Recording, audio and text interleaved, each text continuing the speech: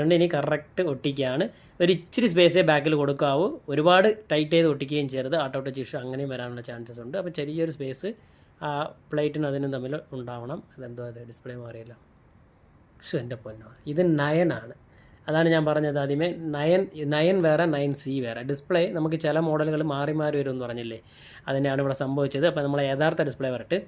Okay, കണ്ടോ, ഇതാണ് നമ്മുടെ യഥാർത്ഥ ഡിസ്പ്ലേ. അതെന്ന് പറഞ്ഞാൽ 9ൻ്റെ ഡിസ്പ്ലേ ആണ്, 9Cക്ക് സൂട്ടാവില്ല. ഇത് പോക്കോ C3 ഡിസ്പ്ലേ ആണ്. അതായത് പോക്കോ C3യും ഈ റെഡ്മി 9Cയും സെയിം ഡിസ്പ്ലേ ആണ്. ഇനി ഒരു മോഡലും കൂടി ഉണ്ട്, അതും സെയിം ആണ്. അത് ഞാൻ നോക്കണം, ലിസ്റ്റ് നോക്കണം വെച്ചാൽ. ഞാൻ എന്തായാലും വീഡിയോ ഞങ്ങൾക്ക് ക്ലിയർ ആയിട്ട് ചെയ്തു തരാം കേട്ടോ.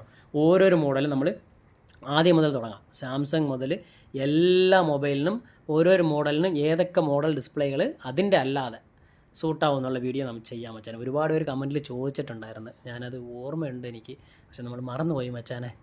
സോറി. നമുക്കിനി ചെയ്യാം അത്. ഓക്കെ, അപ്പോൾ നമ്മളിവിടെ ഡിസ്പ്ലേ സെറ്റ് ചെയ്തു ഓണാക്കാൻ പോവാണ്.